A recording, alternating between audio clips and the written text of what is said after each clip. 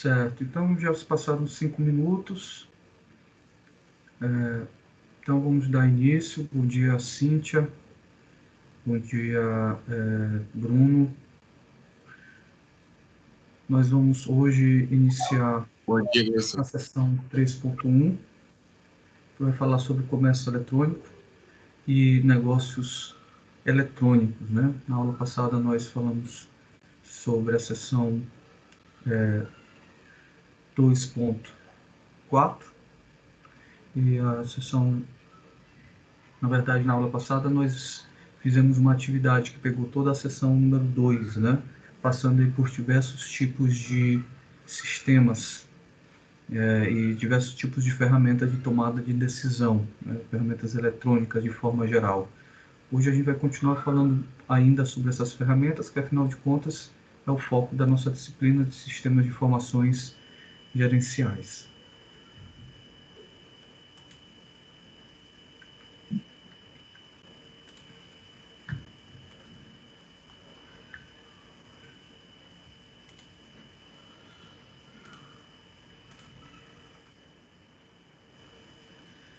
Então, só comércio eletrônico é algo que tem tornado uma prática bastante comum no nosso cotidiano, né?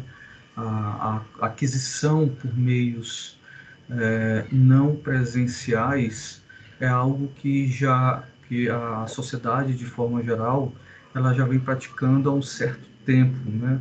Os meios não presenciais pós tecnologias do tipo correio, televisão, rádio, pôde se tornar algo bastante efetivo na sociedade. Não é de hoje que a sociedade ela adquire os seus produtos por meios remotos, mas certamente com o advento da internet, tudo isso foi revolucionado, né? Antes existiam os catálogos, que eram as revistas que chegavam na casa das pessoas, e essas revistas você ligava no telefone que tinha na revista e dizia qual produto que você queria. Isso já era um tipo de comércio à distância, né? Um comércio não presencial.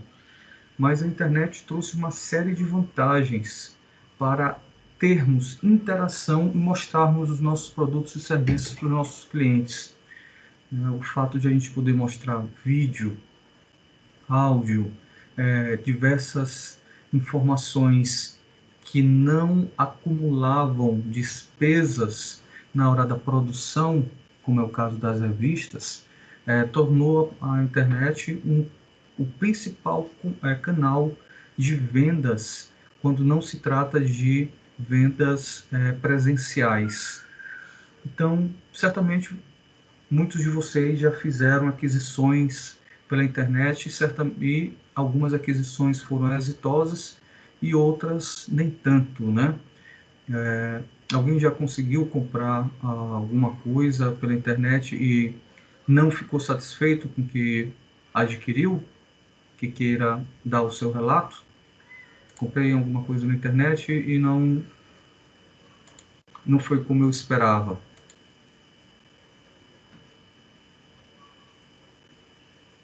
Ninguém? Ninguém então comprou pela internet e se sentiu lesado por alguma questão? Ou porque o produto demorou muito? Ou porque o produto não era exatamente aquilo que você estava imaginando? Ou porque o produto veio quebrado? Ou porque o produto nem chegou? Quantos já adquiriram algum tipo de produto na internet? Só fala aí, eu. Eu. Breno, Professor, só? Ninguém mais? Marcelo? eu nunca comprei pela internet, mas só que eu presenciei uma pessoa fazendo a compra e deu tudo errado para ela. Certo. Manuel, já conseguiu comprar alguma coisa pela internet? Ai, já comprei telefone e o fogão da minha mãe. E correu tudo bem na compra? É porque, tipo assim, muita gente tem medo de comprar pela internet porque diz assim, ah, não sei, vou comprar não porque pode ser golpe e calote. É, realmente tem muito disso, mas, tipo, nas lojas online, tipo Amazon, Mercado Livre, onde os vendedores colocam seus produtos para os clientes comprarem, tem que ver a reputação do vendedor, tem que ver quanto produto eles venderam nos últimos meses, tem que ver a descrição lá dos comentários. Aí eu, toda vez quando eu vou comprar alguma coisa, eu sigo sempre essa linha de raciocínio, tem que pesquisar muito do vendedor, aí depois disso eu realizo a compra e graças a Deus nunca tem problema não. É, a gente precisa tomar uma série de cuidados, assim como a gente toma uma série de cuidados no comércio presencial, né? Então, diante desse cotidiano, dessa situação em que a gente tem conseguido realizar cada vez mais compras, a sociedade de forma geral, o comércio eletrônico tem se tornado um canal altamente viável para as empresas desenvolverem as suas atividades. Nós estamos em tempos difíceis ocasionados pela pandemia e todo esse contexto tem tornado as atividades por meios eletrônicos um canal altamente viável. Entenda, o que está acontecendo hoje em relação à pandemia e às empresas vai mudar toda a estrutura tradicional em relação à relação empresa e cliente. As empresas vão perceber que o home office e os trabalhos remotos, eles podem, eles podem agregar diferenciais para a empresa. Então, hoje em dia, as empresas estão fechadas e muitas delas estão conseguindo trabalhar.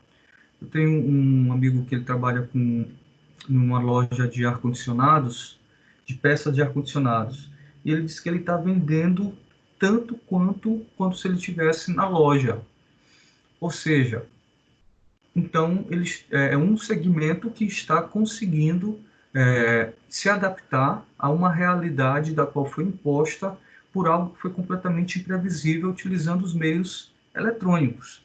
Então, o meio eletrônico ele tem se apresentado também nesse contexto como uma forma altamente viável de manter diversos segmentos em funcionamento. Lógico, não são todos os segmentos que conseguem esse mesmo desempenho ou desempenho similar.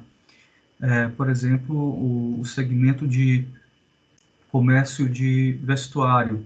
O vestuário, ele não se adequa, não é um tipo de negócio que se adequa bem aos meios eletrônicos. É um tipo de negócio onde o cliente não tem o hábito de realizar as aquisições por meio desse canal de atendimento com o cliente. Então, a internet, a gente sabe que a internet, ela revolucionou a humanidade. Primeiro passo porque ela conseguiu colocar as pessoas, levar as pessoas a lugares dos quais antes só se poderia ir fisicamente. Então você começou a ter acesso a informações, a culturas, a negócios, a soluções, a modelos que antes nós tínhamos o limite do acesso físico. E com a internet, que do inglês significa Interconnect Network, né? A palavra internet ela é uma abreviação de Interconnect Network, que pode ser traduzido como rede conectada. Ela trouxe uma série de vantagens e modificou toda a estrutura social quando se trata de acesso à informação. Então, com a utilização da internet aplicada justamente nos segmentos certos, determinados tipos de linha de produção e prestação de serviço se beneficiaram, ou seja, tiveram um crescimento exponencial. Então, aquele comércio que era somente local, ou seja, onde as pessoas precisavam ir fisicamente, com a internet ele se tornou onipresente, ou seja, ele pode estar em qualquer lugar em que alguém tem acesso ao meio eletrônico, ao serviço que está sendo prestado naquela condição, por aquela empresa. Então, ainda falando um pouco sobre a questão da ambientação, quando a gente fala sobre o comércio eletrônico, é fundamental a gente entender algumas características dela, né? O comércio eletrônico, por exemplo, ele é o que a gente chama de ubiquidade. Ele tem a ubiquidade. Isso quer dizer que refere-se à disponibilização de tecnologia em qualquer lugar e a qualquer momento. Como é que são as empresas físicas? As empresas físicas, elas estão paradas em um determinado local, salvo os truck foods ou os carros que andam com seus serviços dentro deles, e eles têm um horário de funcionamento que é o horário comercial normalmente, né? Que aí alguns segmentos tentam expandir esses horários comerciais, como shoppings, supermercados, mas de forma geral segue-se o horário comercial. A internet, ela funciona para você 24 horas, né? Ela tem essa característica que a gente chama de ubiquidade. E além de ser 24 horas, ela pode, né, estar funcionando em qualquer lugar que tenha um computador ou um dispositivo eletrônico. A internet, a segunda característica é o fato do alcance global. Por que alcance global? Porque se você não tem nenhum tipo de fronteira, se você não tem nenhum tipo de limitação terrestre, o meio eletrônico está acessível a todos os lugares do mundo, só não na China, porque é uma ditadura, que lá, essa ditadura, eles não permitem um acesso à internet mundial, eles têm uma internet própria. Então, todo o comércio eletrônico que é desenvolvido em uma determinada localização geográfica, em um país, ele pode ser acessado de qualquer outro local do mundo. Então, o comércio eletrônico, ele começou a ter esse alcance que saiu do alcance local, que era ali onde as pessoas conseguiam ir até a tua empresa, e começou a ultrapassar fronteiras por meio eletrônico. E aí essas fronteiras no meio eletrônico, não existem fronteiras no meio eletrônico. A única coisa que lhe barra é a questão do idioma, né? Se você tentar acessar um site do qual você não domina o idioma, você acaba tendo um fator limitante. Que isso também já não é tanto mais um problema assim, porque existem já os tradutores automáticos, né? O Google Chrome, por exemplo, ele já tem um tradutor automático que tu vai acessando os sites e ele vai traduzindo automaticamente os sites para você. Isso faz com que você consiga ter um maior aproveitamento de todos os sites, independente do idioma. O comércio eletrônico, ele estabelece padrões universais, ou seja, o que isso quer dizer? A coisa, para poder funcionar, a internet, sobretudo, isso é uma herança que a internet influencia o comércio eletrônico. Para poder a internet funcionar, ela precisou padronizar uma série de formatos. Imagina só que você compra um carro, certo? E esse carro, ele tem um tamanho muito maior, né? Você comprou um carro lá na Europa, e esse carro tem um tamanho muito maior do que os carros convencionais. E aí, quando você traz esse carro para o Brasil, esse carro não consegue andar nas nossas ruas porque ele é muito largo, por exemplo. Isso é uma falta de padronização ocasionada devido ao tipo de comércio diferente daquele que você está acostumado a comprar e que você vai utilizar. Então, a internet passou por esses problemas também no início de tudo. A internet, cada país, eles tinham um tipo de padrão sobre como organizar as imagens, como organizar os sites, como os sites se comunicavam. Então, durante um bom tempo, na década de 90, diversos pesquisadores, diversas concessões começaram a ser criadas para poder universalizar o formato que a internet ia funcionar. Beleza, depois que eles entraram nesse consenso, depois que o mundo entrou nesse consenso de como a internet deveria funcionar, as coisas de fato começaram a fluir. Porque às vezes a gente desenvolvia um site para um determinado padrão e existiam mais outros 20 padrões que não conseguiam acessar o nosso site, porque não existia um padrão único. Mas com o amadurecimento da internet, ainda na década de 90, esse problema foi superado. E o comércio eletrônico, ele também inicialmente passou por essas problemáticas que também foram superadas. Então, a gente consegue realizar aquisições ou vendas, né, ou prestação de serviços por meio do comércio eletrônico, devido a esses padrões universais. Então, um outro fator do comércio eletrônico é o fator riqueza, né? Possibilidade de comunicação em áudio e vídeo. Então, você, quando você tem um vendedor local que ele vai te oferecer um determinado produto, ele não consegue, dependendo do produto, ele não consegue te mostrar aquele produto funcionando facilmente, ele não consegue colocar aquele produto em uma situação de movimento, de teste, facilmente.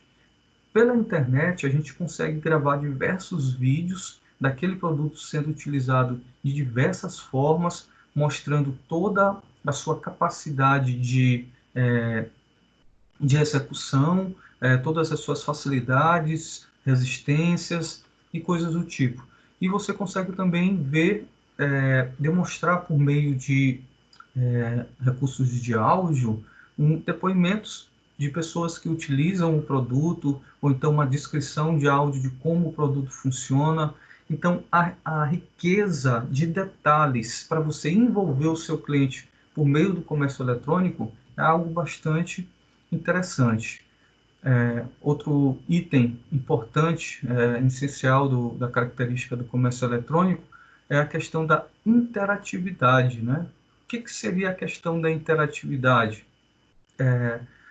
Você consegue envolver o cliente a ele interagir com aquela tecnologia, no caso do comércio eletrônico, com o objetivo de explorar o produto ou o serviço. Então, o cliente é o ator principal dessa relação de aquisição do produto ou de prestação do serviço.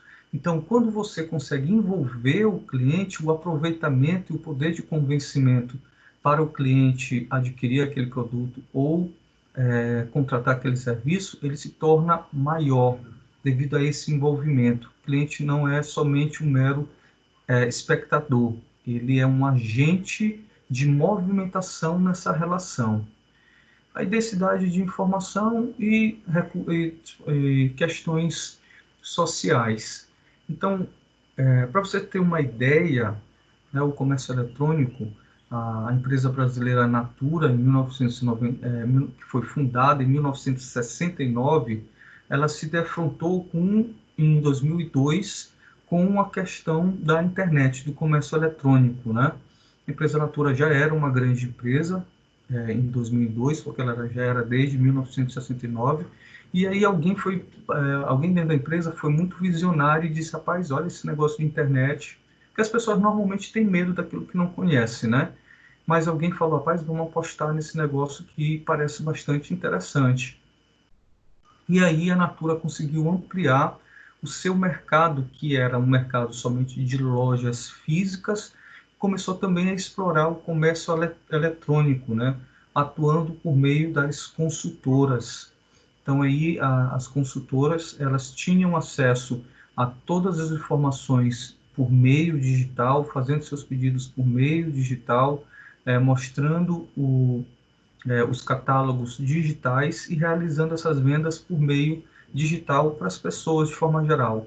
O comércio eletrônico proporcionou os treinamentos, que fossem feitos treinamentos para essas consultoras de forma massiva, porque um só treinamento servia para dezenas e centenas de pessoas. Um mesmo catálogo servia para dezenas, centenas de pessoas, possibilitando aí uma abrangência gigantesca da Natura no comércio eletrônico, aumentando bastante o lucro, que é o nosso foco, né? É entender como é que os sistemas de informação podem influenciar na tomada de decisão das empresas, para poder melhorar o seu desempenho. Então, o comércio eletrônico, ele vai muito além. O comércio eletrônico também pode ser chamado de e-commerce ou comércio eletrônico, tem o mesmo termo. É somente uma parte do e-business. O comércio eletrônico, assim como diversos outros sistemas empresariais, assim como diversos outros sistemas empresariais, ele consegue, por por meios eletrônicos, ele consegue fazer com que as relações de consumo e prestações de serviço com o cunho comercial sejam desenvolvidas, elaboradas e controladas de forma mais eficiente. Então, o e-commerce, o comércio eletrônico, a gente já viu a palavra, por exemplo, e-business. Então, o comércio eletrônico é somente um dos itens de business. Outros que a gente também já viu, outros termos. O que é o e-business, pessoal? O business é o eletrônico, negócios eletrônicos, certo? Então, toda vez que você olhar esse normalmente é de eletrônico, que acontece por meios virtuais. Por exemplo, o e-mail, que a gente chama de e-mail, né? O e-mail é nada mais, nada menos do que o correio eletrônico. Então, toda vez que vocês ouvirem esse ezinho, que se pronuncia aí, e-business, e-commerce, que está associado a meios eletrônicos. Esses meios eletrônicos não obrigatoriamente por meio de internet, pode ser por outros meios eletrônicos, como o próprio celular, que tem um app, né, que aí a gente vai olhar um pouco mais lá na frente, que é uma subcategoria também do e-business. Outro exemplo, além do e-commerce, são aqueles que vocês trabalharam na aula passada, que é o ERP, o CRM, o SCM, o Business Intelligence, que são ferramentas que são sistemas empresariais que procuram auxiliar a empresa no desenvolvimento das suas organizações.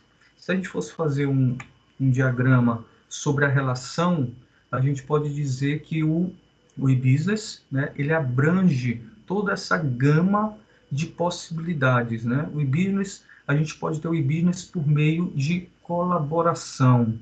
Alguém já ouviu falar, perguntando para vocês, alguém já ouviu falar sobre algum tipo de sistema eletrônico em formato de colaboração?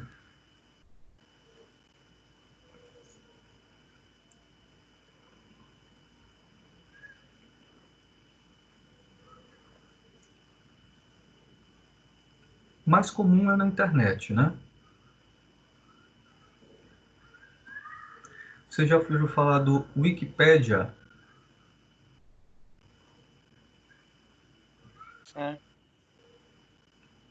Já, né, Alexandre? Então, o Wikipédia é uma enciclopédia que as pessoas podem entrar lá e colocar a informação que acha que é correto. Então, se a gente abrir se a gente for lá no Wikipédia e olhar um determinado texto sobre uma informação qualquer, o wiki, né, o termo wiki da Wikipédia, ele permite que qualquer pessoa entre e altere aquele artigo, enriquecendo com mais informações, compartilhando as suas informações sobre aquele assunto. E aí a pessoa vai lá, faz a alteração, essa alteração ela é passada por uma supervisão, e se o supervisor achar que aquela informação ela está correta, então aquela informação que você utilizou, essa informação ela vai ser publicada. Então, isso é o regime de colaboração. Serve para diversos tipos de área. A gente ouve muito falar sobre as tecnologias wiki, né? A cultura wiki. Existe também o Wikimapia, que é um mapa onde você consegue informar para a própria empresa o que tem em determinadas áreas. Ver se eu consigo aqui abrir para mostrar para vocês.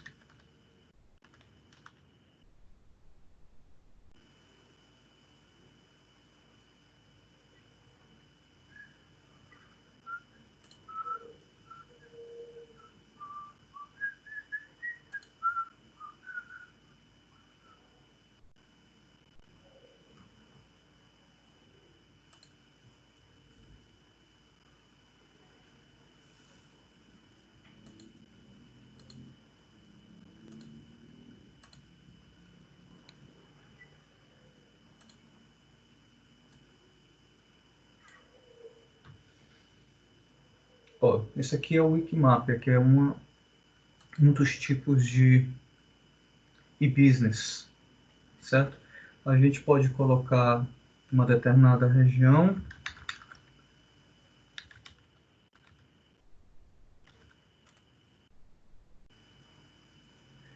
São Francisco. São Luís. Ixi, não tem São Francisco no mapa deles. Maranhão. Então, tá, Maranhão. Cidade, só pesquisa, Maranhão, nenhum local. O Maranhão não está no mapa, senhor. A pesquisa está errada.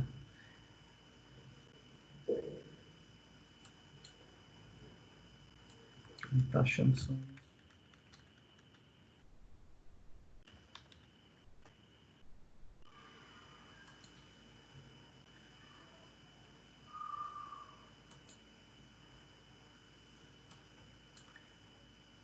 Eita, estamos em extinção.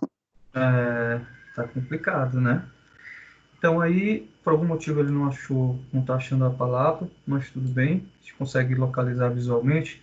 E aí a gente vai passando o mouse e ele vai mostrando, por exemplo, tudo quanto é tipo de marcação. Ele está mostrando aqui o limite de Paço do Lumiar, o limite da Raposa. E aí, se você for para dentro da cidade, você vai encontrar a limitação de regiões. Aí ele colocou aqui que aqui é o Manguezal, aqui é o bairro de Aracati, São Francisco. Ele vai mostrando até em nível de detalhes de rua. Beleza. Aí se chegar um pouco mais perto, aqui é a rotatória do São Francisco, e aí ele vai mostrando o que tem em cada parte do São Francisco. Né? Aqui ele vai dizer, ó, rotatória do São Francisco. E na frente, posto São Francisco, Farmacite, Banco Bradesco, TVN. Então, o que é interessante nessa questão? Que aqui quem colocou essas informações não foi a própria empresa, foram as pessoas que entraram e indicaram essas localizações. Constru Center Marco Polo. E isso é o que é o regime de wiki, né, que a gente chama, que é a cultura de colaboração. Então, existem diversos tipos de serviços dessa natureza. Então, isso foi possível a partir da exploração do serviço de comércio eletrônico, com a necessidade das pessoas de participar na criação de diversos tipos de conteúdo. Professor, Vou falar. a gente pode considerar aqueles aplicativos de venda em troca, como, por exemplo, o LX, elas podem se encaixar nesse termo? No regime de colaboração, não. Lá, o OLX é um tipo de classificado eletrônico. Por que não é regime de colaboração?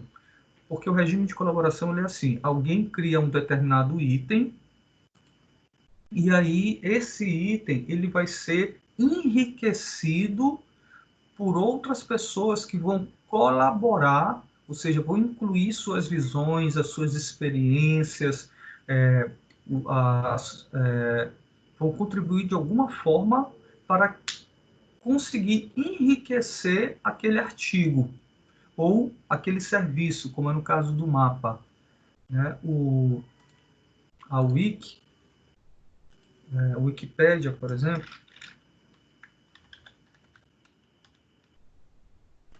Wikipédia, a gente consegue identificar um item qualquer que alguém já falou sobre esse item, alguém colocou, e dependendo do item, ele pode ter muita pouca informação ou praticamente nenhuma informação. Aí aqui ele começa falando sobre, por exemplo, México. Eu posso chegar e incluir qualquer tipo de informação que eu saiba sobre o México nesse artigo.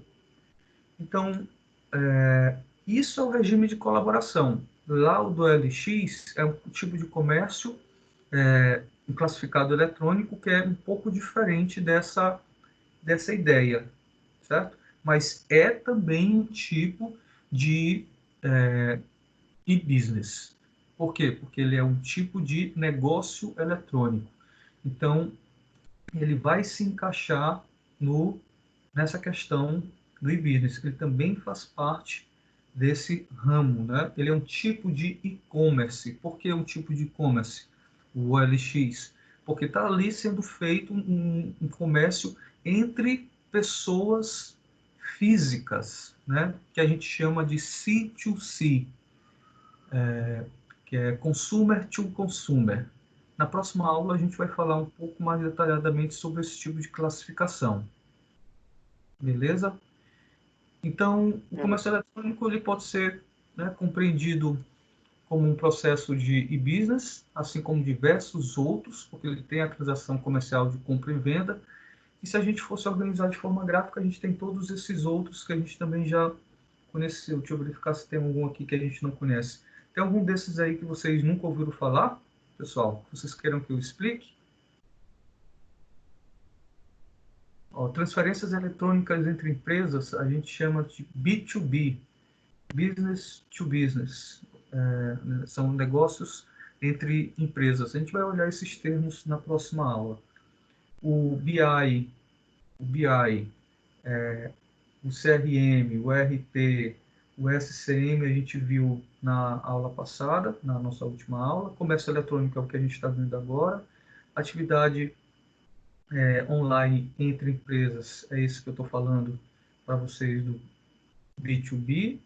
Colaboração é o WIC. Transferência entre empresas a gente vai ver também na próxima aula detalhes sobre eles. Então, um exemplo que o nosso livro citou foi a empresa Amazon, né? Uma grande gigante americana de venda de comércio eletrônico. A Amazon, ela não tem uma loja física e chegou recentemente no Brasil.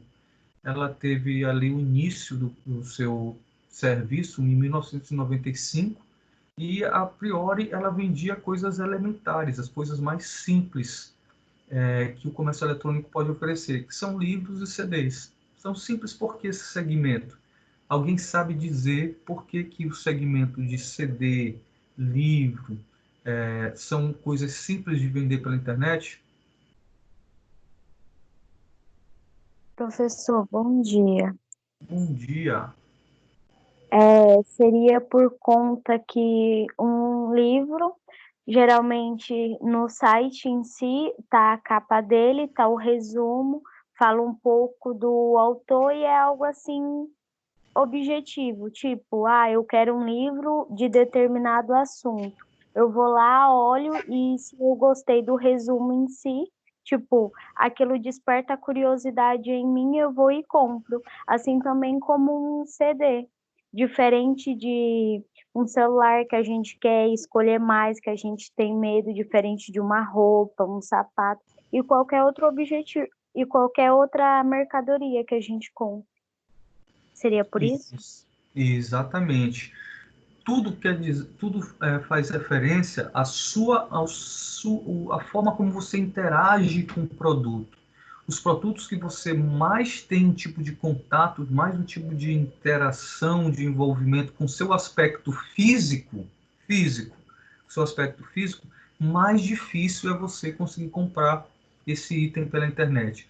Quanto menos você interage fisicamente com o produto que você vai comprar, maior a possibilidade de você comprar pela internet.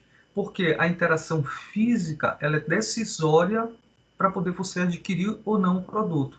Então, tem determinados produtos que você não precisa de uma interação física, você não precisa tocar, você não precisa analisar ele fisicamente, você não precisa manipular ele fisicamente para poder adquiri-lo. Porque livro só tem folhas, capa, folha, letras, pronto. O CD também da mesma forma. Ele tem ali um biscoito de acrílico, né, que tem um tipo de tinta reflexiva, pronto, acabou. Então, o que importa nesses dois itens, de fato, é um conteúdo que você vai consumir ele de uma forma ou de outra. Ele vai atender uma expectativa porque vai ser uma história, porque vai ser uma música. Isso é invariável. É diferente, por exemplo, de uma roupa. Uma roupa você precisa sentir a textura, sentir a qualidade no tato. Você precisa medir em seu corpo se aquela roupa ela lhe cai bem, se aquela cor visualmente, presencialmente, se ela lhe agrada, né? Se a costura ela está feita, o acabamento está feito de forma ideal. Então isso já dificulta bastante esse segmento a ser mais explorado pela internet. Existe? Existe. O que vende mais de roupa na internet? As roupas básicas, né? É uma camisa básica para as moças, é uma saia básica, coisas básicas, mas coisas mais elaboradas quando você quer, disse, não, eu quero aquela roupa que eu vou, né, uma festa que é especial, tal, dificilmente tu vai conseguir comprar com tanta satisfação pela internet o item. Não é que não aconteça, mas a probabilidade ela é bem menor. Então, como Maria falou, essa possibilidade de você comprar um livro ou um CD pela internet é muito maior devido a esse distanciamento da necessidade do contato físico com o item. Então, a Amazon ela percebeu que livros e CDs eram eram itens bastante interessantes para poder ele começar a realizar suas vendas. E aí a Amazon inaugurou em 1995 com 1 milhão de livros, de títulos de livros e de CDs, né? E em 2003 ele apresentou um lucro de 37 milhões no ano de 2003, acumulando uma receita global de 5,2 bilhões de dólares. É muito dinheiro, né? Atualmente essa empresa ela comercializa uma linha muito mais diversificada, ou seja, ela não se resumiu somente a livros, ela também foi para DVDs, softwares, videogames, aparelhos, principalmente aparelhos eletrônicos, gadgets e outros itens dessa natureza, até material de limpeza. Eles conseguiram abranger para diversos tipos de item e também abranger para o mundo todo, né? Recentemente no Brasil. Os preços não são iguais nos Estados Unidos, devido a uma série de relações comerciais e também devido aos impostos. Então, tudo isso faz uso exatamente do e-business, que é o que a gente está estudando. Que comércio eletrônico é um tipo de e-business. Então, para que a gente possa entender e identificar essas necessidades dos clientes, a gente precisa entender, sobretudo, o produto que o cliente está procurando. E esse tipo de informação, ela não está clara e evidente. A gente não consegue capturar o pensamento do cliente, mas a gente consegue capturar por meio do comportamento aquilo que ele precisa. E a partir daí poder oferecer aquilo que ele precisa, porque o que a gente quer é vender ou então prestar serviço, né? Ganhar dinheiro em cima da prestação do serviço ou da venda de produtos. Mas para isso a gente precisa entender o cliente, o que ele está pensando e o que ele precisa. O e-commerce, né? Continuando falando sobre e-commerce ou comércio eletrônico, que é a mesma coisa. Quando uma empresa decide iniciar essas atividades dela no e-commerce, porque pode existir duas formas. Ou já existe a empresa e ela abrange para o comércio eletrônico, ou não existe a empresa e ela começa pelo comércio eletrônico. Tem diversas empresas que nunca existiram fisicamente, como é o caso da Amazon, ou seja, o cliente não consegue ir na loja da Amazon, mas consegue comprar pelo site como se tivesse em um grande shopping center. Então, quando uma empresa ela decide iniciar as atividades dela também no comércio eletrônico, alguns passos são importantes e devem ser observados. Dentre eles, a gente pode destacar. Quem pode ler o primeiro item aí desses dois itens para a gente? E tentar explicar o que entendeu. Esses são os passos, né, que ele citou. Beleza, esse primeiro passo. Bom, eu posso ler. Pode lá, Luiz. Verificar se o seu modelo de negócio é viável e é aplicável ao comércio eletrônico. É basicamente como você tinha explicado anteriormente.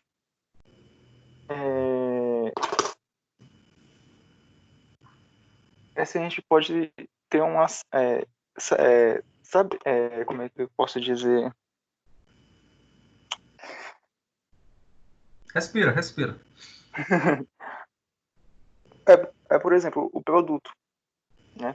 Como tem negócio de roupas, né? E as pessoas, elas preferem, é mais viável a pessoa ir procurar uma loja física do que pela internet, até pelo fato tipo, da qualidade do tecido da roupa, né?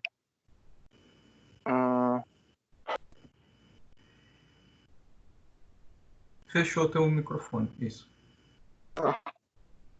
De novo, porque... Ixi, eu me perdi.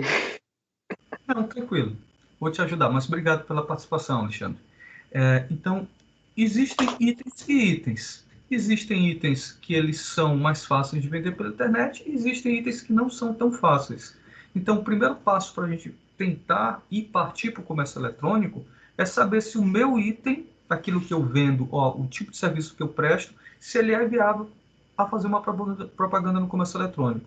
Se eu trabalho com manutenção de jardins, por exemplo, ele é um serviço viável para ser propagandado pela internet, mas não prestado. Eu não vou conseguir prestar o serviço pela internet, mas eu vou conseguir fazer propaganda. Então ali é um tipo de comércio eletrônico parcial, porque tu não consegue executar o serviço, mas tu consegue passar um orçamento, tu consegue mostrar para o teu cliente como o serviço dele pode ficar, você dá uma série de explicações que ali já começa a surgir o fato da negociação eletrônica. Então, negociação, comércio, está tudo muito envolvido. Então, analisar friamente se o meu negócio ele é viável para ser aplicável ao comércio eletrônico, mesmo que seja total ou parcial. Então, falo em comércio eletrônico total, é você conseguir mostrar o produto para o cliente, convencer o cliente a comprar e enviar o produto para o cliente, ou então entregar o produto para o cliente via eletrônico, que você não precisa de nenhum contato físico para poder atingir o objetivo final. Então, se você... Isso é um contrato, isso é um comércio eletrônico total. O parcial é que você consegue fazer somente a metade disso e em algum momento você precisa de um contato físico. Mas para a gente partir para o comércio eletrônico, a gente precisa analisar toda essa estrutura de viabilidade.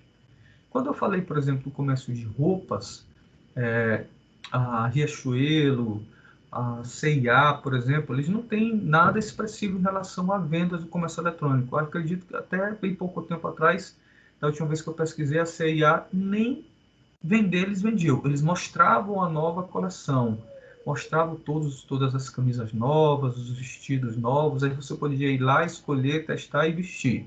Aí você poderia saber qual o tamanho que tinha, mas vender mesmo eles não vendiam. a Riachuelo, não sei se mudou. Só sei que esse tipo de negócio não se encaixa para esse tipo de comércio de roupa. Porém, existe um tipo de serviço para as pessoas da classe A que você contrata um consultor, por exemplo, pela internet, e aí esse consultor de moda, ele vai dizer, você vai conversar com ele e ele vai dizer assim, o que você gosta de vestir no cotidiano? Aí você vai dizer, eu gosto de vestir isso, aquilo outro. Beleza. Normalmente isso para as pessoas da classe A e que não tem tempo, né, de poder ir na loja e escolher. Então aí o cara pega, faz toda uma pesquisa contigo, diz o que você gosta mais ou menos, e ele vai nas lojas, pega emprestado, né, formato de consignação, de comodato, dezenas e dezenas de roupas parecidas com aquilo que você está precisando, e vai lá e você vai poder ter a oportunidade de chegar na sua casa, dezenas e dezenas de roupas você vai testar e vai ficar somente com aquelas que são ideais para você. Então, parcialmente aconteceu o comércio por meio eletrônico, né? A relação, a explicação, a amostragem, o tipo de peça, tudo aconteceu essa parte aconteceu pelo comércio eletrônico. E depois finalizou com a parte do contato físico. Então, tem determinados tipos de serviços que eles vão surgindo, na sua maioria, pela necessidade do cliente. Existem situações, pessoal, que o marketing e que os estudiosos da área comercial, eles desenvolvem a necessidade no cliente em ter aquele produto, do tipo assim, deixa eu te mostrar o quanto isso é bom. Então, isso é uma veia, isso é uma linha de pesquisa, uma linha de desenvolvimento comercial bastante interessante, onde as pessoas ficam antenadas sobre o que pode se tornar comercial, o que pode se tornar vendável. E existe a necessidade dos clientes. Os clientes demonstram claramente que eles precisam do item A, B, C ou D e você vai lá e oferece. Então, o primeiro passo para a gente poder aplicar o comércio eletrônico, o nosso autor falou, é verificar se o seu modelo de negócio ele é viável e é aplicável ao comércio eletrônico. Beleza, quem pode ler esse segundo item para a gente?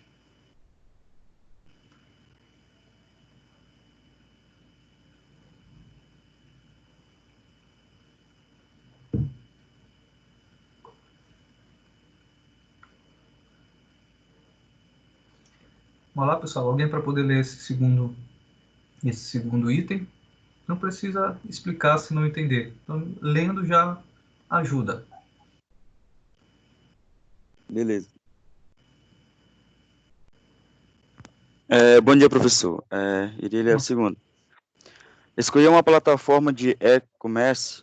Neste momento, temos desde plataformas alugadas, que consistem em sistemas padronizados, que podem ser padronizados de acordo com cada cliente e sua necessidade, pagando por isso um valor mensal.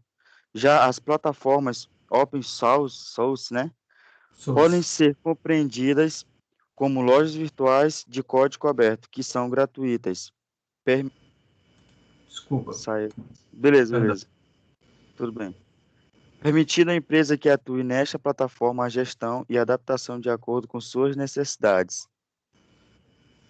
Isso. O que esse item quer dizer? Primeiro, plataforma, né? Essa palavra é um pouquinho diferente do nosso cotidiano. A plataforma, pessoal, é um conjunto de sistemas que tem o objetivo de oferecer o produto por meio eletrônico. Isso é uma plataforma de e-commerce. É como se fosse a nossa loja virtual.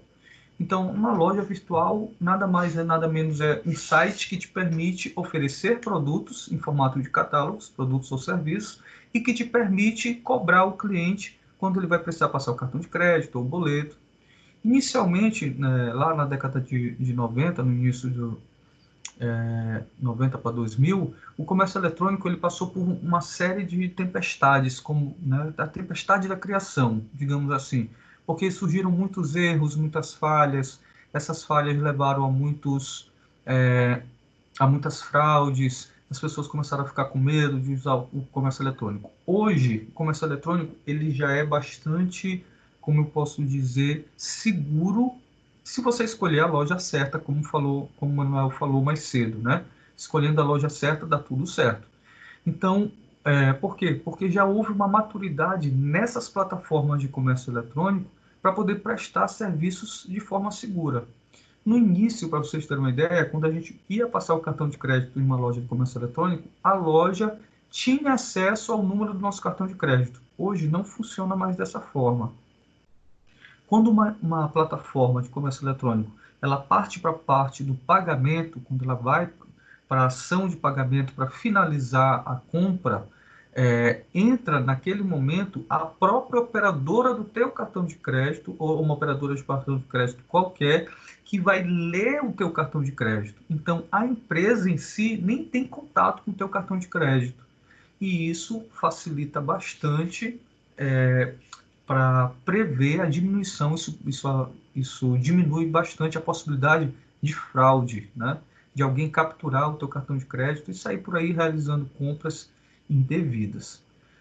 Então, escolher a plataforma do e-commerce é o segundo passo, né? Depois que você escolheu verificar se o seu item, se o seu produto ou serviço de fato ele é viável, e aí a plataforma é esse conjunto de sistemas.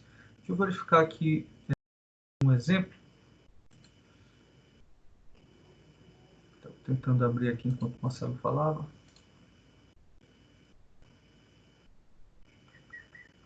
PrestaShop.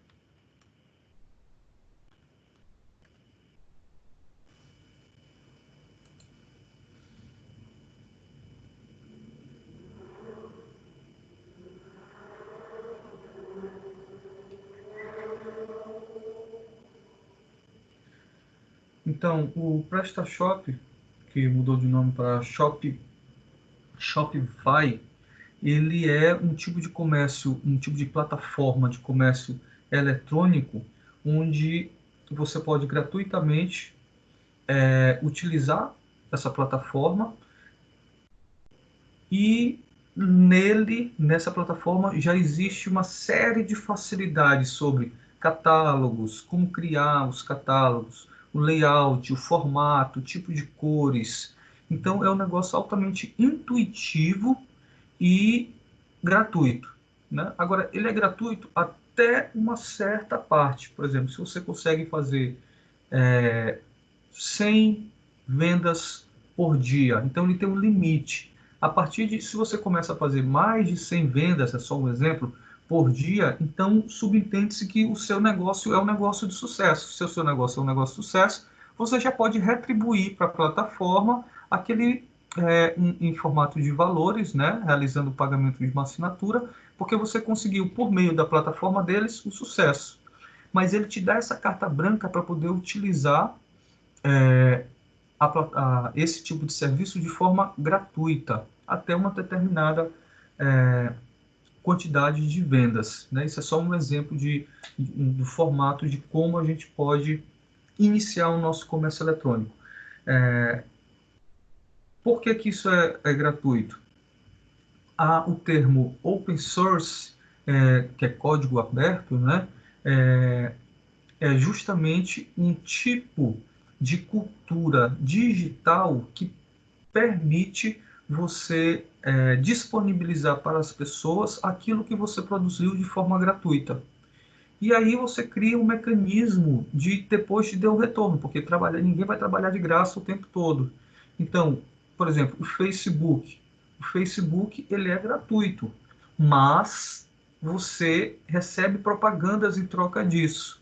Então sempre vai existir um tipo de retorno, mas existem diversos sistemas que você pode utilizar, que são do tipo open source, e que você pode utilizar de forma gratuita. Você certamente vai pagar eles de alguma forma, mas antes de realizar efetivamente esse pagamento, você vai ter a oportunidade de usar gratuitamente um tipo de serviço.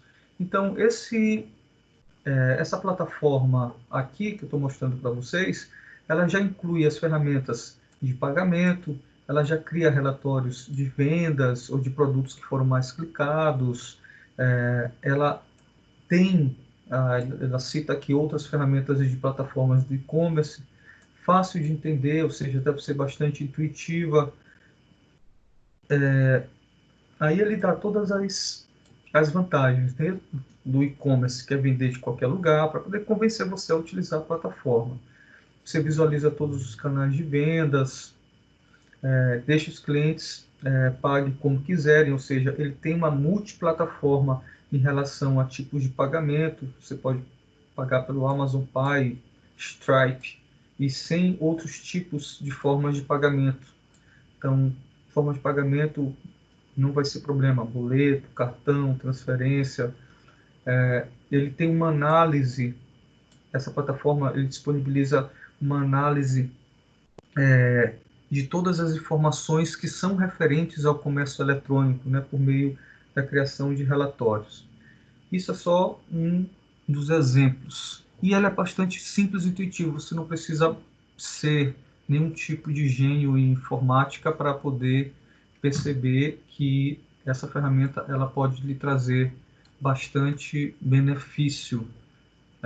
Qualquer pessoa pode entrar para fazer um teste. Deixa eu verificar aqui, vou tentar vender aqui, colocar na internet os itens que minha mãe faz de crochê. Então eu vou lá, tiro várias fotos, né, fotos bem bacanas, entro lá na plataforma e jogo, vejo como é que as coisas funcionam. Vocês podem, quem tiver interesse, pode testar isso.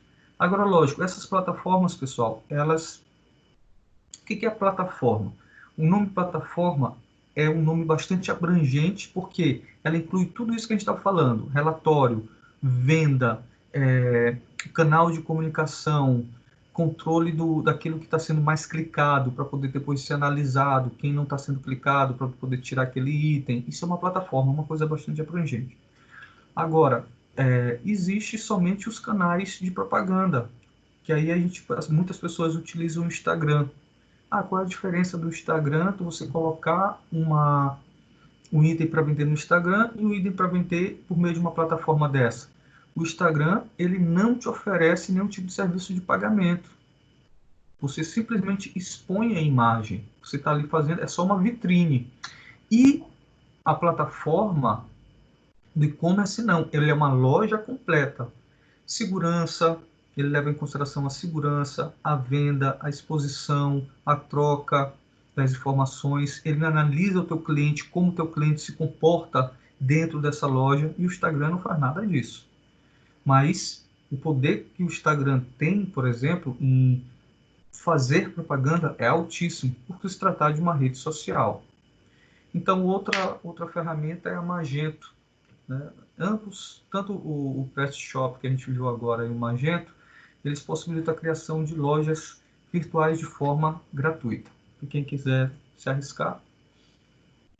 Então, outro passo é realizar o planejamento do marketing virtual, que a gente vai ver no próximo item, que é o item 3.3, de forma mais detalhada. A gente também tem a possibilidade, depois do marketing digital, o próximo passo é capacitar as pessoas que vão trabalhar nesse e-commerce, né, com a gestão de marketing digital, ou seja, baseado no marketing digital, no marketing digital a gente vai elaborar uma série de diretrizes e depois vai contratar as pessoas baseado nessas diretrizes para poder trabalhar de forma eficiente com o comércio eletrônico, que não é trabalhar da mesma forma em uma loja física. E como último passo, o nosso autor ele falou sobre realizar um planejamento para compreender a legislação e a tributação do e-commerce. Pois é, o e-commerce ele tem uma legislação um pouco diferenciada em relação ao comércio tradicional. Por exemplo, um produto ou um serviço que é comprado em qualquer meio não presencial, ele tem 7 dias, o cliente tem 7 dias para poder realizar uma troca. Então, isso é um grande diferencial, um grande, digamos, um fator que precisa ser tomado uma série de providências. Se o cliente quiser devolver, como é que vai ser feito essa engenharia reversa, né? Essa encomenda reversa, o caminho reverso? Ele que vai pagar, a gente que vai pagar esse produto, como é que a gente vai checar quando ele chegar? a gente vai conseguir revendê-lo, quais são as condições, os termos. Então, existe toda uma série de detalhes que são previstos em lei que a gente precisa estudar para poder aplicar ao comércio eletrônico, que são aplicáveis ao comércio eletrônico. E os tributos também, né, os impostos, tributos, eles são também aplicáveis ao comércio eletrônico e também tem um pouco de diferencial. Outro ponto essencial que a gente pode discutir no comércio eletrônico e justamente de compreender que o comércio eletrônico ele evoluiu bastante, ele teve bastante abrangência e isso tudo acarretado devido às novas tecnologias. Então, a cada nova tecnologia que surge, a gente pode fazer com que o comércio, os meios eletrônicos, tornem-se mais interessantes. Por exemplo, a entrega de pizzas com drone, né? Já existem países que já testam, apesar de não estar ainda muito massivo,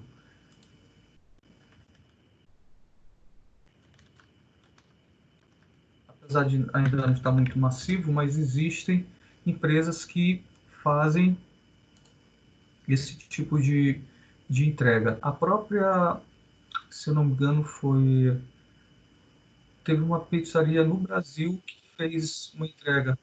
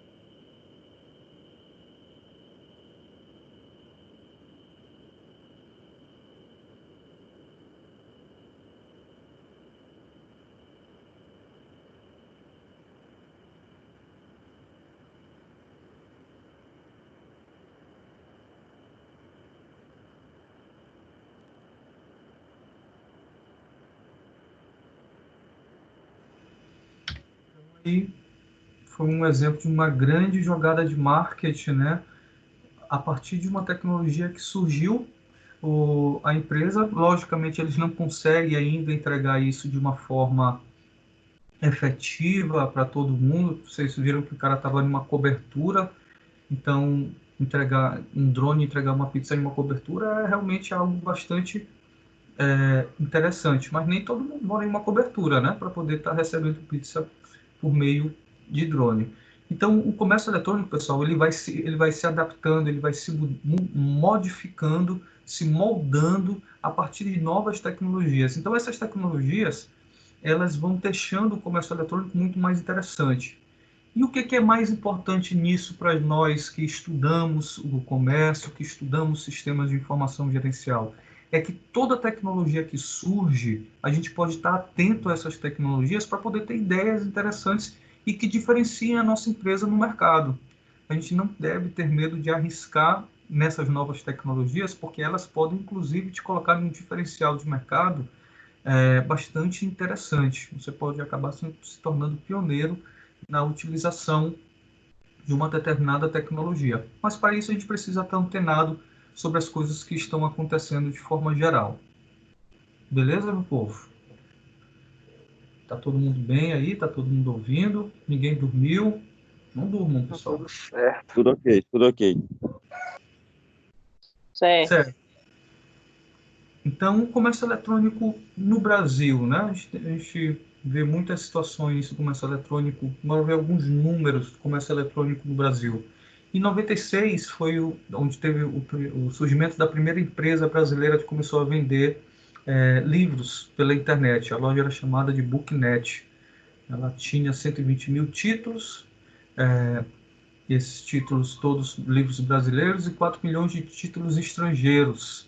Além de CDs, vídeos, aí ela foi copiando ali a ideia da Amazon, né? Inicialmente, vendendo livros e CDs, né? Depois DVDs.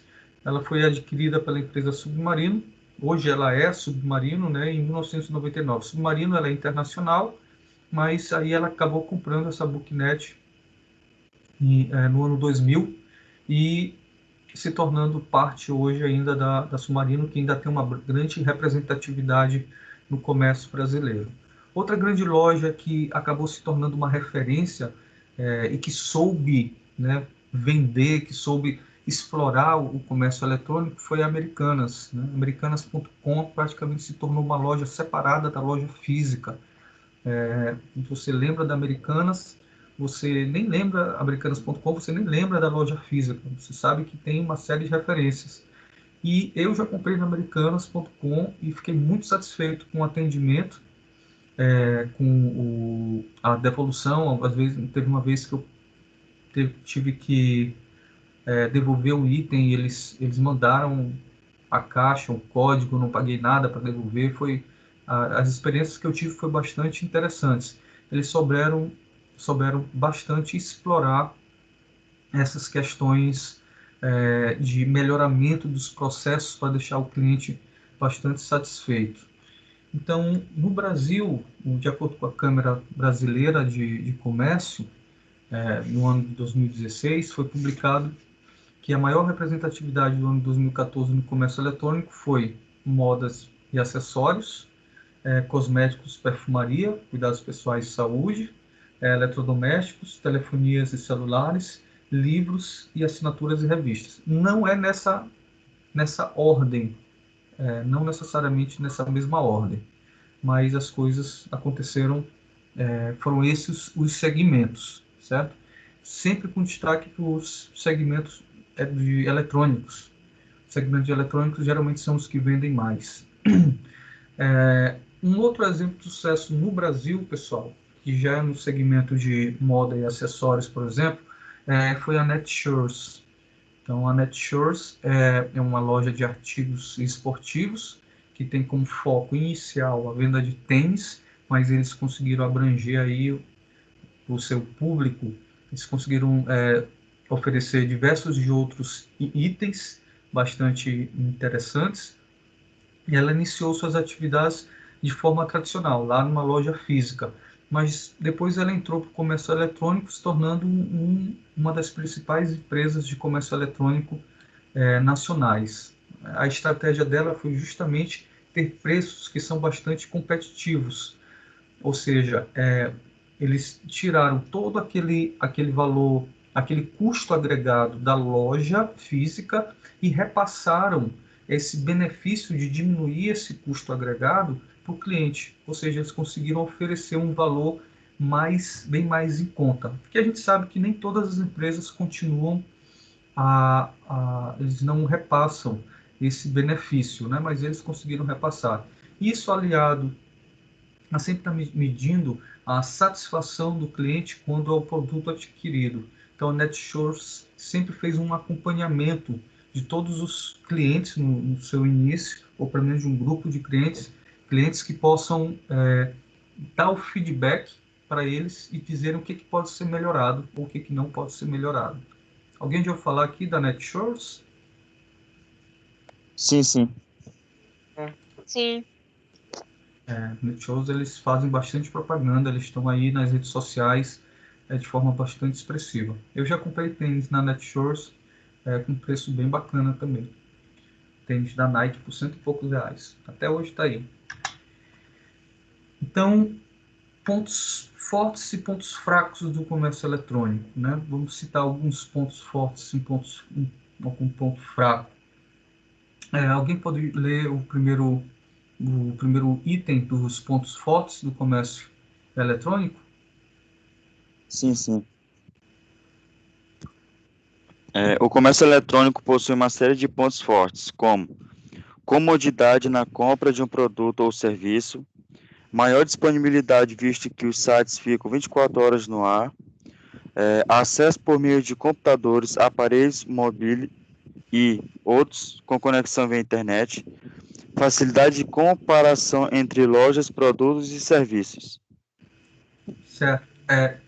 Marcelo, quando tu fez alguma compra, ou então quando tu pensa em comprar o que tu acha que te dá maior, o que tu acha que é mais importante nesses itens? Desses itens que tu leu, qual foi o item que tu acha mais relevante? Se eu for comprar, ou quando eu comprei, se tu comprou ou não, né? Alguma coisa pela internet, o que tu acha assim? Não, o mais bacana desses itens para mim é esse aqui.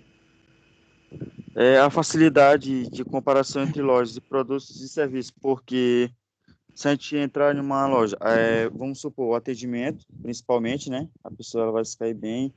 E sobre a questão da comparação dos preços, qual a disponibilidade de porcentagem que a pessoa vai ter um avanço ali de produtos, entendeu? Mas nisso me baseio.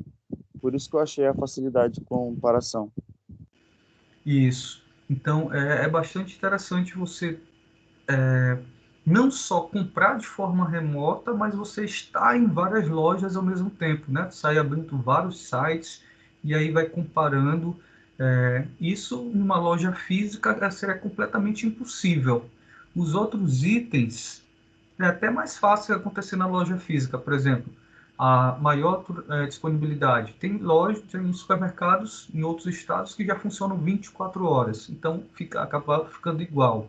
Comodidade na compra do serviço. Você pode ir para uma loja que é altamente cômoda. Você um bom ar-condicionado, a loja é limpa, a loja tem comodidade. Mas esse item realmente de comparar os produtos de uma loja com a outra, naquele momento ali é bastante interessante.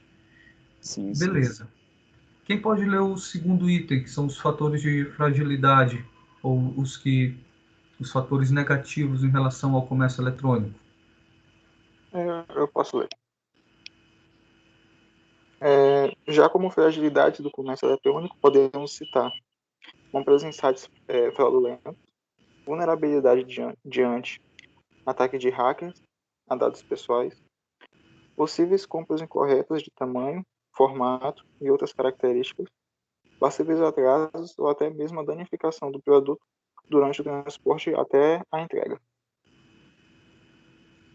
Isso, Alexandre. Desses, o que tu acha que é o mais crítico?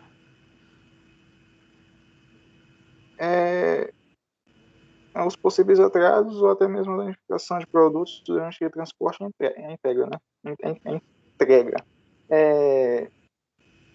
Eu poderia dizer que era compra em sites fraudulentos, só que hoje a gente tem uma já tem assim uma noção, né, de sites que são seguros, né, para compra, né. A gente pode pesquisar e tem fóruns que dizem quais são os melhores sites para fazer compras e porque possíveis atrasos ou até mesmo a danificação de produtos. Como foi tipo quando eu comprei meu celular, né? Ele atrasou quase um mês. Tipo, eles deram um prazo e o produto foi chegar 2 semanas depois. E a gente fica assim, é mais a responsabilidade assim da empresa com o comprador, né? Que eles dão um prazo e entregam totalmente diferente, tipo como foi o meu celular, né? Que eles entregaram 2 semanas depois. E a preocupação com, com a entrega também, né? Não é tipo a própria empresa que faz às vezes nem a empresa que faz a entrega, né? É usado uma transportadora para isso e a transportadora ela tem que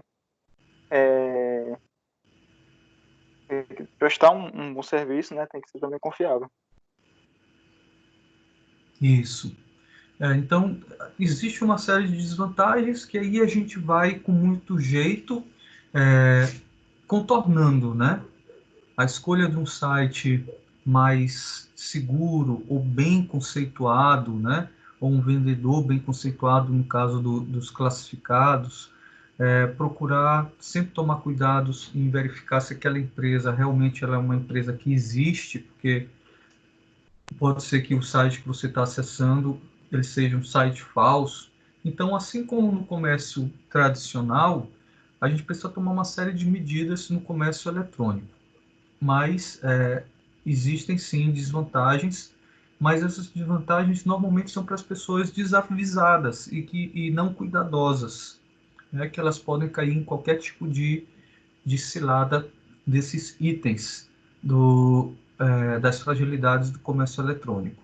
Na verdade, as fragilidades do comércio eletrônico elas estão associadas muito mais a um fator comportamental do comprador do que, de fato, da fragilidade da essência do comércio eletrônico. Obrigado pela participação.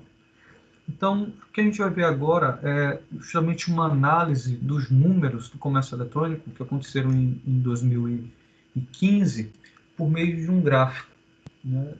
De acordo com o EBIT, Buscapé Company, com publicação de 2016, as vendas no comércio eletrônico no Brasil elas se dividem em duas grandes categorias: volume de vendas e faturamento, que a gente está ilustrado aqui.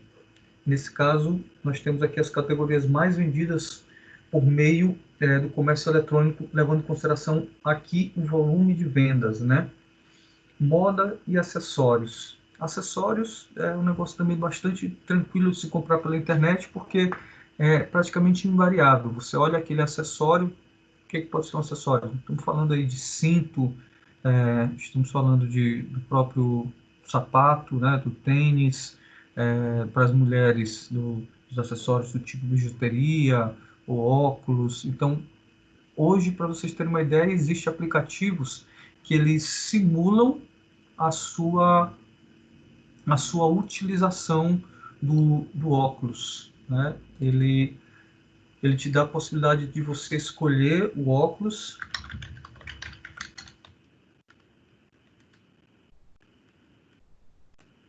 e aí você consegue colocar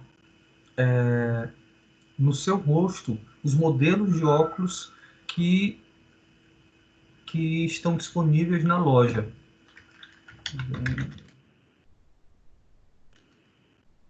Alguém já ouviu falar disso? Das empresas que estão oferecendo uma tecnologia para poder vender óculos? Eu nunca ouvi falar disso, não. Vou demonstrar para vocês. Olha como é bacana.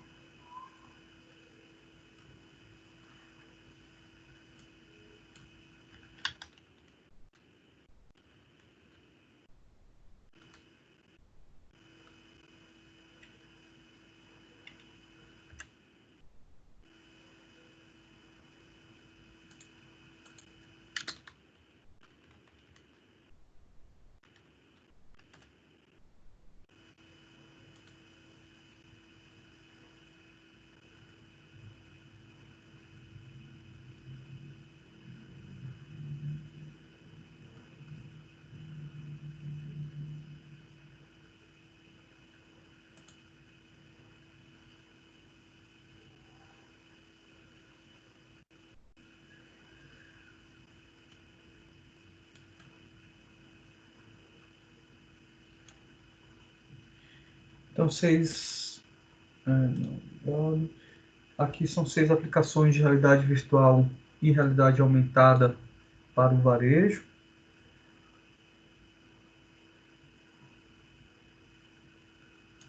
Vamos ver esse primeiro vídeo aqui, que ele...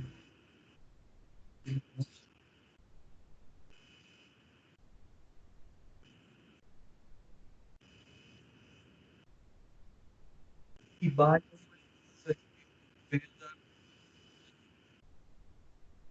de venda, como se fosse classificado, são LX, de venda de...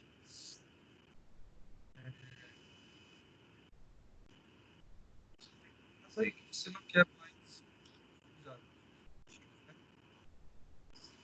Não. Isso aqui é só propaganda do comércio eletrônico. Bora ver este outro aqui.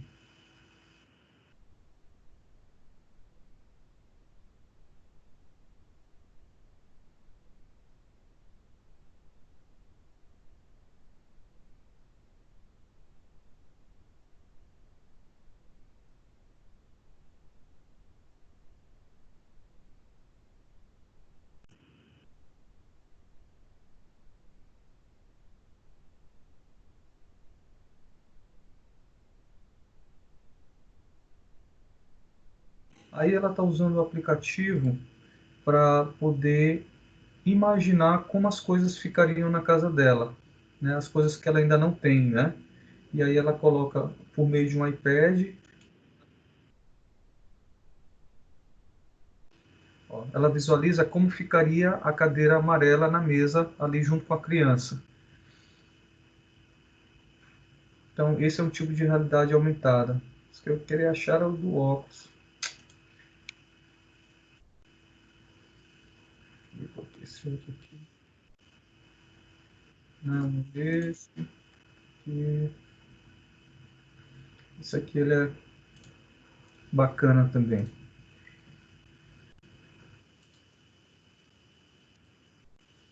Isso aqui é um óculos 3D, né? E a moça está com dois controles na mão. E aí ela tá como se ela estivesse dentro da loja. Então aí ela pega os acessórios, né, o formato, depois escolhe as cores, aí verifica uma foto real desse elemento, né? Porque ali agora é uma imagem virtual, mas só que ele mostra também as imagens reais. E aí ele a cliente tem a possibilidade de comprar aquele item, né? E aí ela pode, nesse sentido, fazer vários tipos de layouts diferentes, né? E aí é outro item sendo vendido, né? Testando, né?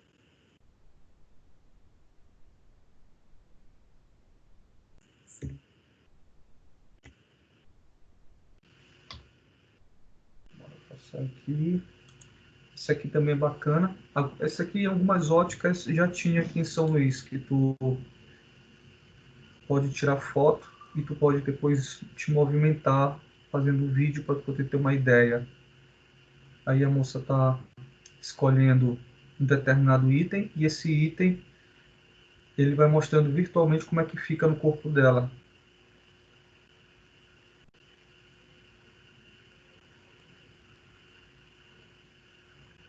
Tem mais algum outro? É isso que eu queria, fiquei devendo. Depois eu vejo se eu encontro no YouTube essa informação que eu estava pesquisando. Só um segundo.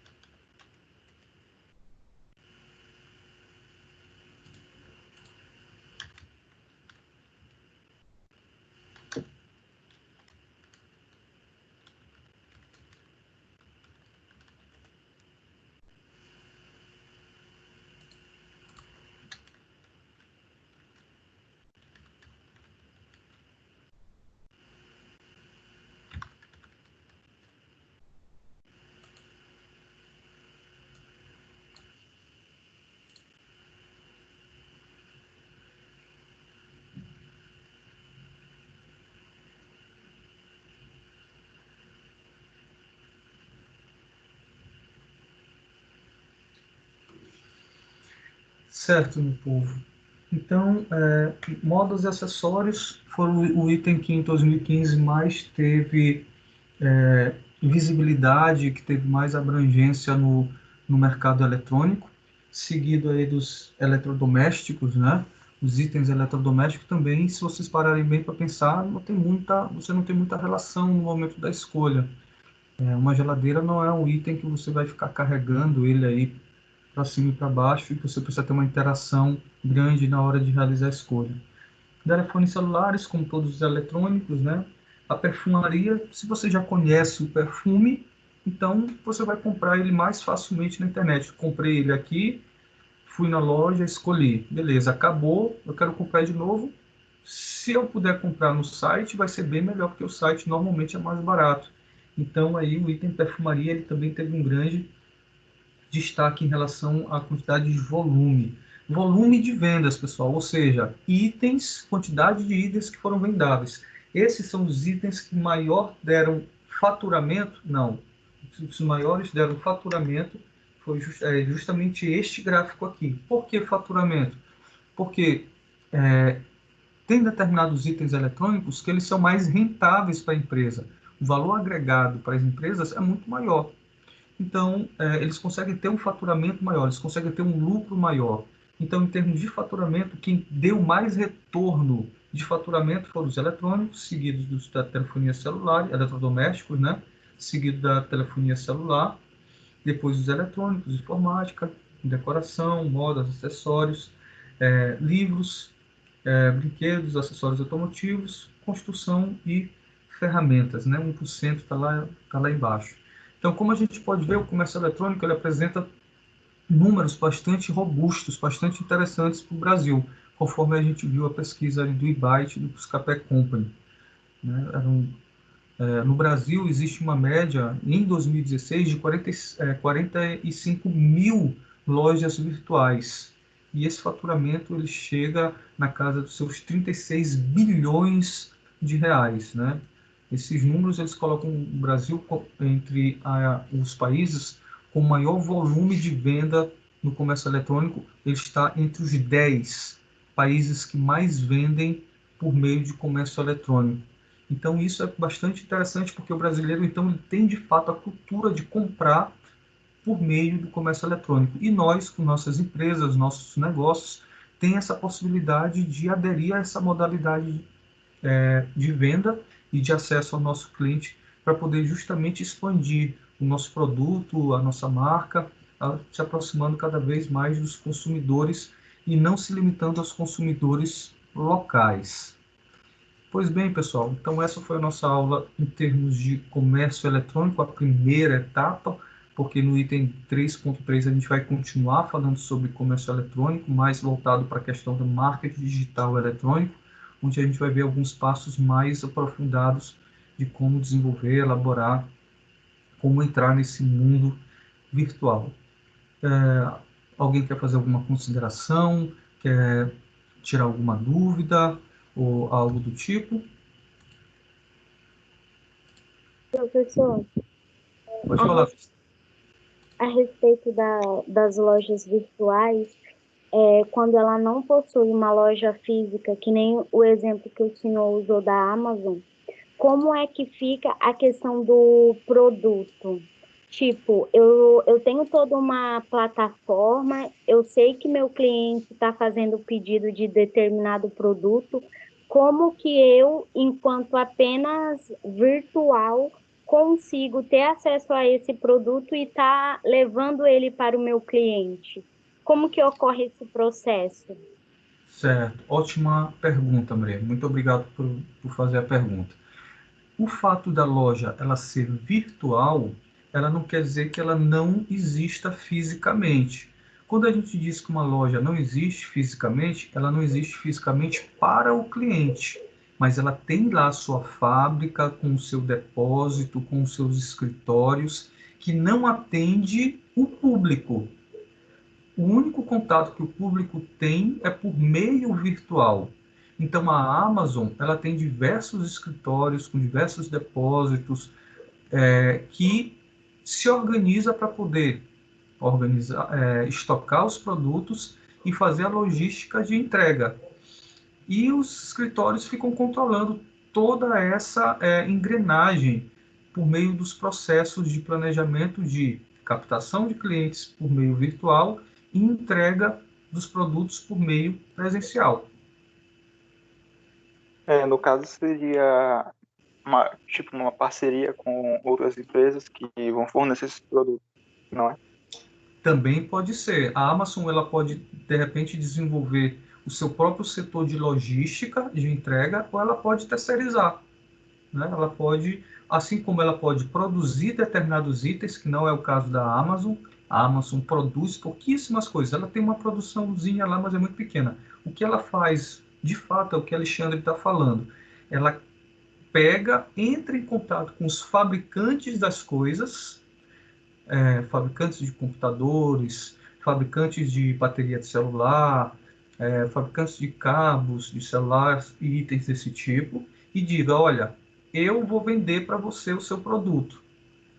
Aí eles criam uma parceria. Então, como a Amazon tem um nome mundial já, ela tem uma abrangência de vender esse produto de forma mundial. Ela tem a expertise, ela tem todo é uma experiência em realizar vendas.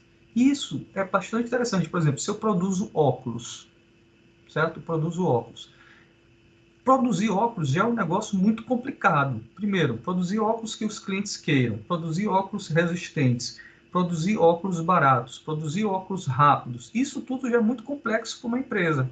Aí a empresa, além de tudo isso, ainda tem que se preocupar em vender. É muito complicado. Então, poucas empresas, hoje em dia, nesse nosso mundo moderno, ela consegue ser tão boa em diversas áreas que o comércio exige. O que tem acontecido? Parcerias.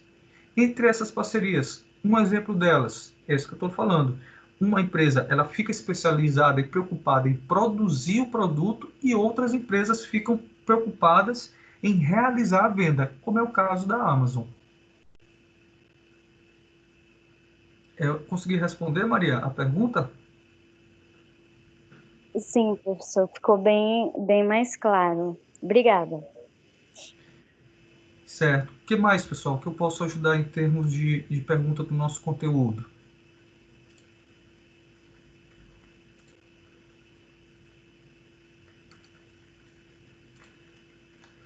Pensem aí se vocês conseguiram capturar toda essa essência do comércio eletrônico, essa parte inicial. Certo. Então, já que nós conseguimos partir do conteúdo, vamos fazer uma atividade.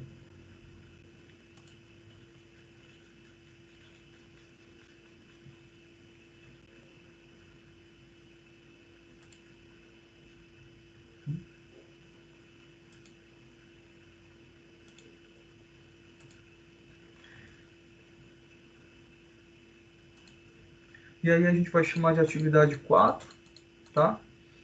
Essa atividade, vocês vão pesquisar um caso de sucesso do comércio eletrônico e vão separar em tópicos esses passos. Primeiro vocês vão descrever o que é esse caso de sucesso, falar um pouco sobre esse caso de sucesso, aí vocês vão colocar assim, tópico 1, descrever caso de sucesso. Aí vocês descrevem o caso de sucesso, para que quem estiver lendo o trabalho possa entender que de fato aquilo ali é um caso de sucesso. Venda sobre isso, sobre aquilo, faça uma breve descrição. Vocês devem colocar nesse item informações gerais e importantes sobre o caso de sucesso. Aí vocês vão colocar lá, item 2, descrever por que esse caso de sucesso é um modelo viável para o comércio eletrônico. Por que ele é viável? Aí vocês vão dar a justificativa de vocês, baseado no entendimento de vocês, por que aquilo ali, porque se ele é um caso de sucesso, ele é viável, né? Seja porque ele é um modelo negociável e aplicável ao comércio eletrônico. E o último item é descrever qual a plataforma de e-commerce esse caso de sucesso ele utiliza, né?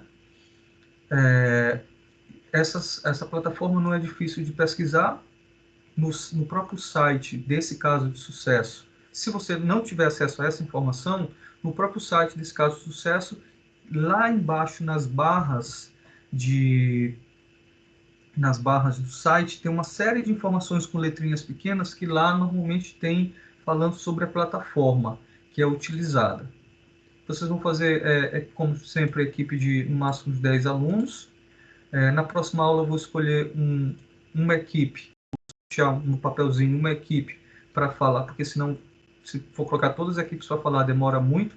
Então eu vou colocar uma equipe para falar 10 minutos do seu trabalho. O trabalho, né, na próxima aula, ou seja, dia 20, né? Próxima aula dia 20? Não, próxima aula dia 21. Então, vou colocar aqui, 21. 21. Eu posso fazer algumas perguntas só para poder enriquecer a apresentação do trabalho de vocês. A equipe que eu sortear, se ela não apresentar, ela vai ficar com menos ponto que as outras equipes. Aí eu sorteio outra equipe, e aí se a outra equipe não apresentar, ela vai ficar com menos pontos, até alguém apresentar.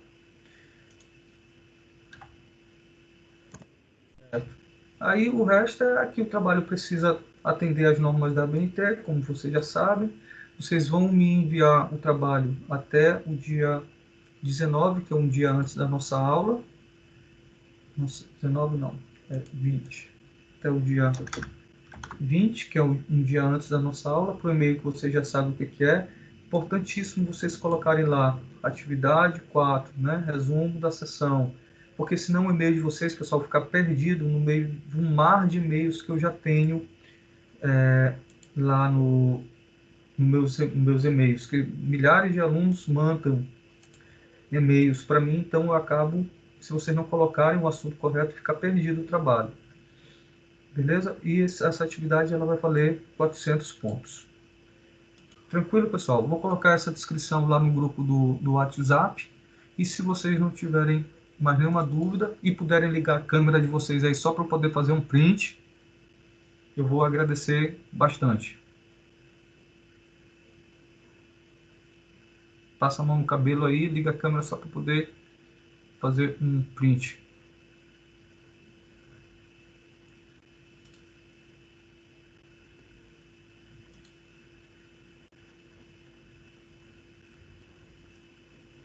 Cara de sono de maneira.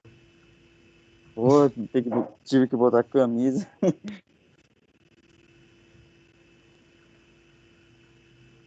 lá, campeão. Deixa eu ver se mais alguém se pronuncia em. Mais alguém aí?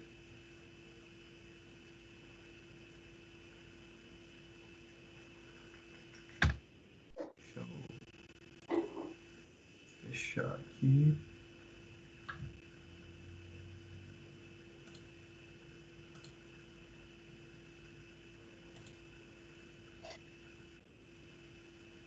Só um minuto.